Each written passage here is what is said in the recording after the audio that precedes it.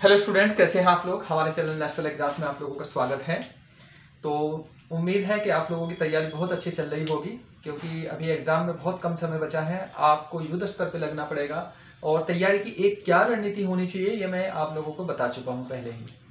उसमें कुछ लोगों के कमेंट्स आए थे कि एक तो टाइम मैनेजमेंट के बारे में, आप टाइम कैसे मैनेज करें, और उसके बाद किस सब्जेक्ट से किस टॉपिक पे आपको ज़्यादा फोकस करना है। तो इसके लिए 2 वीडियो अलग अलग करके मैं बना दूंगा समय मिलते ही, तो वहाँ से आप उसे देख लेंगे। बाकी आपको जो तरीका बताया है उस तरीके से आपको चलते रहना है। और हमारे चैनल पर ये जितने यूकेपीएससी का एग्जाम है सारी कंप्लीट फ्री क्लासेस रहेगी। कोई इसमें कोई टॉपिक नहीं छूटेगा, सिलेबस का कंप्लीट कराएंगे और प्रैक्टिस सेट भी देंगे। ठीक है। आज हिंदी की 5वीं क्लास है। आपको सभी टॉपिक्स की सारी क्लासेस देखनी है, क्योंकि मैं यूकेपीएससी के अकॉर्डिंग पढ़ा रहा हूँ आप लोगों को। क्योंकि यूकेएसएससी में तो कहीं से भी उठाओ पढ़ा दो, आप लोगों को फैक्ट रखने हैं, लेकिन यहाँ कॉन्सेप्ट भी थोड़ा सा रहेगा। तो इसलिए आपको डिटेल से सारी वीडियो देखनी है। आज 5वीं क्लास है, इससे पहले 4 हो चुकी है। प्लेलिस्ट का लिंक इस वीडियो के डिस्क्रिप्शन में आप लोगों को मिल जाएगा, नहीं तो यूकेपीएससी एग्जाम्स के नाम, यूकेपीएससी एग्जाम्स हिंदी के नाम से प्लेलिस्ट है, वहां जाके आप उसमें देख सकते हैं। ठीक है। बस आपको करना क्या है कि सारी वीडियो देखनी है, क्योंकि बीच से अगर कुछ भी देखोगे तो फिर प्रॉब्लम हो जाएगी समझने में। व्यंजन है आज, व्यंजन की पहले एक वीडियो बन चुकी है। ठीक है। आज व्यंजन की दूसरी वीडियो है और कंप्लीट हिंदी सब्जेक्ट की 5वीं वीडियो है। इसका नंबर टाइटल में मिलेगा, तो ये ध्यान रखते हैं। ठीक है। तो हम व्यंजन का जो वर्गीकरण है वो पढ़ रहे थे, परिभाषा पढ़ ली और इसका एक प्रकार भी पढ़ लिया, स्पर्श व्यंजन। उस वीडियो का डिस्क्रिप्शन लास्ट में मिल ही जाएगा आपको। तो आज हम देखते हैं यहाँ इसका अगला प्रकार जो है घोषत्व के आधार पर व्यंजन। घोषत्व बना है घोष से। घोष का अर्थ होता है कंपन। तो उसी के आधार पर व्यंजन कितने प्रकार के होते हैं, तो इसमें करो घोषत्व के आधार। आपको नोट्स बनाने हैं, बना सकते हैं, पर व्यंजन। और जैसे मैंने बताया कि मेरा सब्जेक्ट पूरा कॉन्सेप्ट बेस रहता है, आपको रटने की बहुत कम जरूरत पड़ेगी। आपको सीधा सीधा क्या करना है कि आपको ये पूरा समझते हुए चलना, क्योंकि हर चीज आप रट नहीं पाओगे, समय बहुत कम है। अगर समझते चलोगे तो आपका जो स्कोर है बहुत अच्छा रहेगा। ठीक है। घोषत्व के आधार पर व्यंजन। अब देखो, घोषत्व बना है घोष शब्द से। ये बना है किससे? घोष शब्द से। और घोष का जो अर्थ होता है उसका अर्थ होता है कंपन। ठीक है, कंपन। और घोषत्व के आधार पर जो व्यंजन होते हैं वो 2 प्रकार के होते हैं। ठीक है। घोषत्व के आधार पर 2, इसका अर्थ होता है कंपन, और घोषत्व के आधार पर व्यंजन होते हैं 2 प्रकार के। मैं ये लिख देता हूं इधर, 2 प्रकार के। ठीक है, ये इतना आप लिख लेना। यानी कि घोषत्व के आधार पर व्यंजन होते हैं 2 प्रकार के। प्रकार कौन कौन सा है? पहला लिख लेते हैं हम यहां, सघोष व्यंजन। ठीक है। अब ये जो घोष लिखा हमने और ये कंपन लिखा है, कंपन होता कहाँ है? ये होता है स्वर तंत्रियों में। यानी कि अगर किसी व्यंजन को आप बोल रहे हैं और उसके स्वर तंत्री में कोई कंपन हो रहा है तो उसे बोलते हैं हम घोष। ये यहाँ होती है हमारे गले में स्वर तंत्री, साउंड मैकेनिज्म बोलते हैं। तो अगर उसमें कंपन हो रहा है, वाइब्रेशन हो रहा, तो उसे बोलते हैं हम सघोष। अगर नहीं हो रहा उसे बोलते हैं अघोष। ठीक है। अब यहाँ ये जो सघोष है इसे देख लेते हैं। तो इसका जो मीनिंग होगा, इसमें सीधा सीधा आप लिख लोगे जिन स्वरों, जिन व्यंजनों को बोलते समय स्वर तंत्री में कंपन होता है उन्हें सघोष व्यंजन कहते हैं। ये परिभाषा व्यंजन कहते हैं। देखो 2 प्रकार के हैं। ठीक है। पहला यहां हमने लिखा 2 प्रकार के हैं घोषत्व के आधार पर, और घोष का अर्थ क्या होता है? कंपन। प्रकार पहला निकला हमने सघोष, और दूसरा क्या होता है? अघोष। तो इसमें होते कौन कौन से हैं? जिन व्यंजनों को बोलते समय स्वर तंत्री में कंपन होता है उन्हें सघोष बोलते हैं। और सघोष के बारे में मैंने आप लोगों को बताया था कौन कौन से होते हैं। ठीक है। तो सघोष के बारे में कल हमने एक जो बनाई थी, जो स्पर्श व्यंजन की, उनकी एक लिस्ट बनाई थी, वो आप लोगों को याद जरूर होगा। अगर याद नहीं है तो पिछली वीडियो जाकर देख ले। सघोष में कौन कौन से होते हैं? तीसरा, चौथा, पांचवा, ये सारे होते हैं सघोष में। तो इसमें लिखो जैसे प्रत्येक वर्ग का तीसरा, चौथा वो पांचवा वर्ण। ठीक है, प्रत्येक वर्ग का तीसरा, चौथा, पांचवा वर्ण, तो उन्हें क्या बोलते हैं? सघोष बोलते हैं। इनके बारे में मैंने कल एक पूरी लिस्ट बनाई थी जो याद रखनी है आपको। ये केवल इतना याद रखना, सघोष का मतलब होता है स्वर तंत्री में जब कंपन होगा। ये एग्जाम्पल जो पिछली वीडियो जरूर देख लेना, वहां से याद होगा। आज तो मैंने लिख दिया है ऐसा, तो वहां से देख लेना इसे। ठीक है, अगला है अघोष।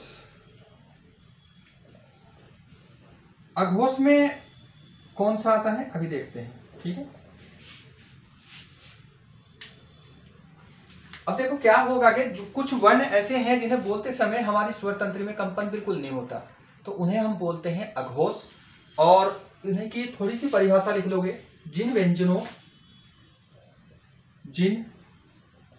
व्यंजनों को बोलते समय स्वर तंत्री में कंपन ना हो। ठीक है, ये याद रखना, जिन व्यंजनों को बोलते समय स्वर तंत्र में कंपन ना हो उन्हें बोलते हैं अघोष। देखो अघोष का जो एग्जाम्पल है वो मैं बता देता हूं। इसका पहला और दूसरा था, तो वही करते हैं। ठीक है, प्रत्येक वर्ग का पहला व दूसरा वर्ण। प्रत्येक वर्ग का पहला व दूसरा वर्ण। अब देखो ये जो मैंने लिखा प्रत्येक वर्ग का पहला दूसरा वर्ण, ये वीडियो जितना मैंने ये लिखा, जो लोग आज नए हैं उनकी समझ में बिल्कुल नहीं आ रहा होगा, बहुत कम आ रहा होगा। तो आपको पिछली वीडियो जरूर देख लेनी चाहिए। हमने कल एक लिस्ट बनाई थी, उसमें बनाया था कि कौन से अल्प प्राण होते हैं, कौन से महाप्राण होते हैं, कौन से सघोष होते हैं, कौन से अघोष होते हैं, ये सारी चीज। अब देखो ये जो घोषत्व के आधार पर ये अगला प्रकार है व्यंजन का। ठीक है, घोषत्व के आधार पर दो प्रकार के वर्ण होते हैं। ठीक, अघोष होगा, सघोष होगा। और घोष बना है, ये घोषत्व बना है घोष से। घोष का अर्थ होता है कंपन। कंपन कहाँ होता है? हमारे गले में एक स्वर तंत्री होती है, कुछ स्वरों को बोलने के लिए उसमें कंपन होता है, कुछ को बोलने के लिए उसमें कंपन नहीं होता है। ठीक है, उसी आधार पर ये बात दी है। अब जिनमें कंपन होता है उन्हें बोलते हैं सघोष, परिभाषा लिखी हुई है। और इसमें कौन कौन से वर्ण आते हैं? प्रत्येक वर्ग का तीसरा, चौथा, पांचवा वर्ण आता है। ठीक है, प्रत्येक वर्ग का। जो पिछली वीडियो थी उसमें हमने वर्ग बनाए थे, 5 वर्ग के व्यंजन है, उन्हें वर्गीय व्यंजन या स्पर्श व्यंजन भी बोलते हैं। तो कौन कौन से आते हैं इसमें? प्रत्येक वर्ग का पहला, तीसरा, पांचवा वर्ण आता है। जैसे क वर्ग में हो गया प्रत्येक वर्ग का तीसरा, चौथा, पांचवा। ठीक है, जैसे क वर्ग में हो गया, क वर्ग का तीसरा कौन होगा? ग होगा, घ होगा और य होगा। ठीक है, वो ध्यान रखना है। ऐसे ही अघोष वो होगा जिन्हें बोलने में स्वर तंत्री में कंपन ना हो। प्राणत्व के आधार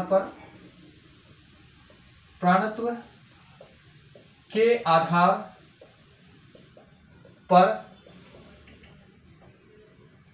व्यंजन। ठीक है, प्राणत्व के आधार पर व्यंजन। प्राणत्व के आधार पर कैसे हैं तो वो देखते हैं। देखो प्राणत्व के आधार पर भी 2 ही प्रकार के व्यंजन होते हैं, तो वो भी करते हैं अभी। 2 प्रकार के व्यंजन, ऐसे लिखना व्यंजन होते हैं। इसके जो प्रॉपर नोट्स है वो हमारे चैनल पे, वो सॉरी ये फेसबुक पेज है जो हमारा नेशनल एग्जाम्स, वहां जाके आप देख सकते हैं, होते हैं। प्राणत्व के आधार पर प्राणत्व होता क्या है? तो देखो प्राण का अर्थ होता है वायु। आपने देखा होगा प्राण, जब तक वायु चल रही है तब तक शरीर में प्राण है, अगर नहीं है तो इसका मतलब खत्म है। तो यहां एक लाइन में लिख लो, प्राण का अर्थ है मुंह से निकलने वाली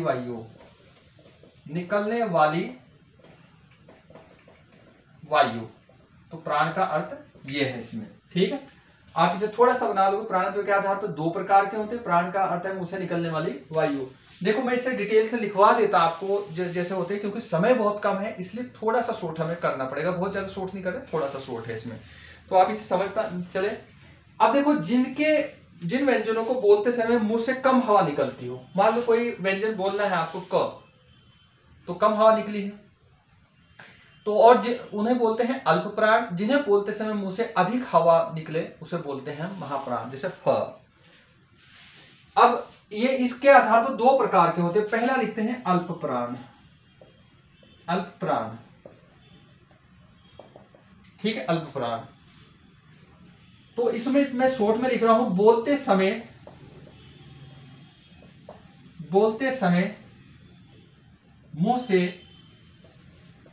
मुंह से कम वायु निकलती है, कम वायु निकलती है। तो ये आप लोगों को ध्यान रखना, बोलते समय मुंह से कम वायु निकलती है। जो अल्प प्राण होता है, मैंने आप लोगों को बताया था कल, एक जो टेबल बनाई थी वहां बनाया था, तो प्रत्येक वर्ग का जो वर्ण होता है, प्रत्येक वर्ग का पहला, तीसरा व पांचवा वर्ण। तो इसके बारे में मैंने आप लोगों को बताया था। और ये परिभाषा केवल याद करने के लिए लिखनी है आपको। पिछली वीडियो में ये थोड़ा सा ध्यान रखना है इसमें, यहाँ पिछली वीडियो में क्या है, पूरी टेबल बनी हुई है, ये सारी जो कि तुम वहां है उसे वहां से रखना है, क्योंकि अगर ये ना लिखवाता तो वो आप उसे अच्छे से ना समझ पाते, इसलिए ये लिखना पड़ा, ये समझाना पड़ा आप लोगों को। अब होता है महाप्राण,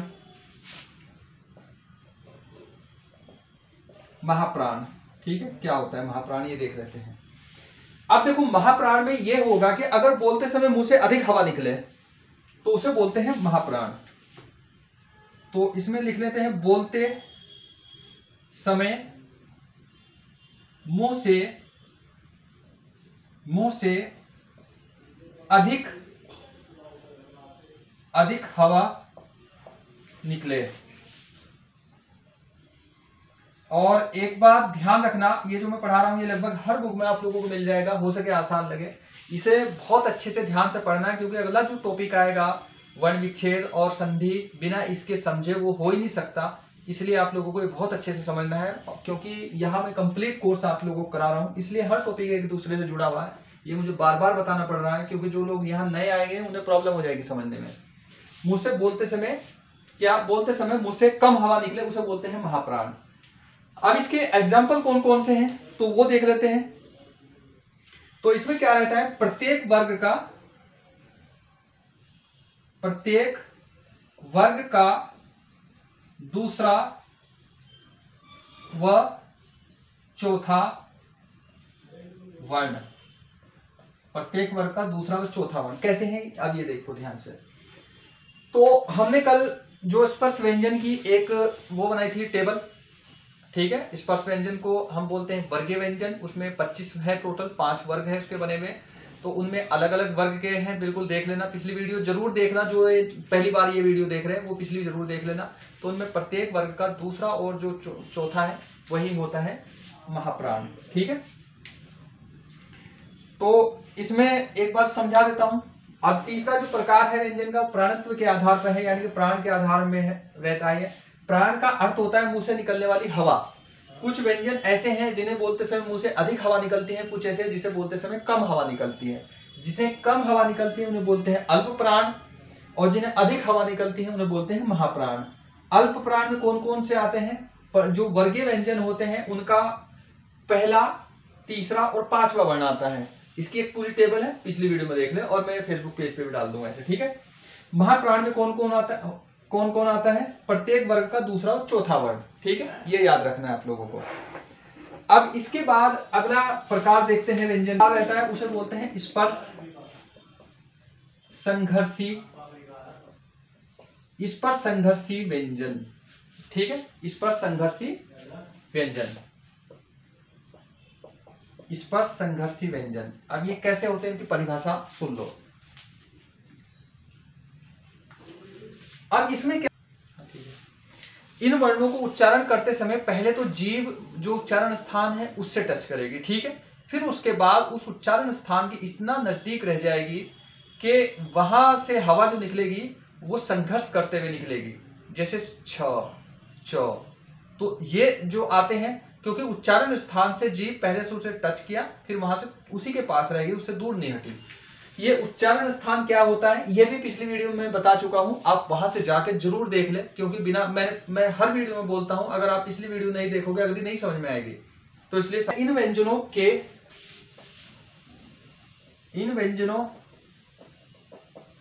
के उच्चारण जीभ पहले उच्चारण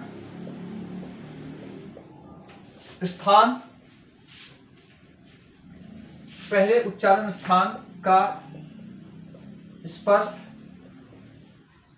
करती है, फिर उसके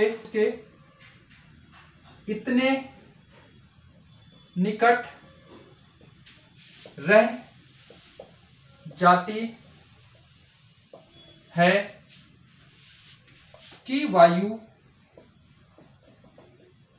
घर्षण करते हुए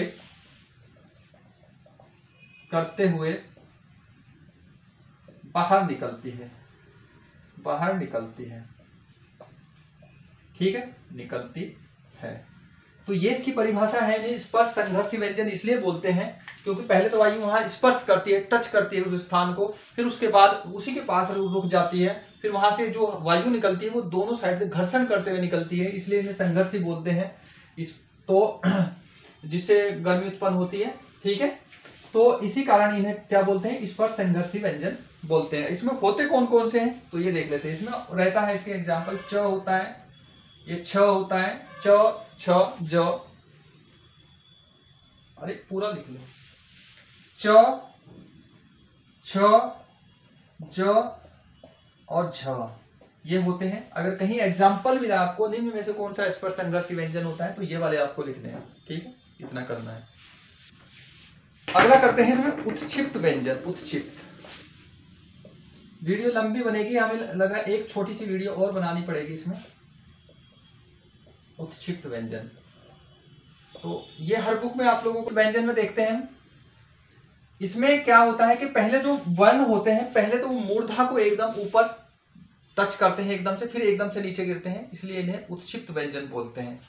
और उत्क्षिप्त व्यंजन के एग्जाम्पल ही आपको याद रखने हैं, बहुत ज्यादा करने की जरूरत नहीं है इसमें। ये तो ड होता है, एक ढ होता है, इसकी परिभाषा कोई लिखने की जरूरत नहीं है क्योंकि एग्जाम का समय भी बहुत कम है।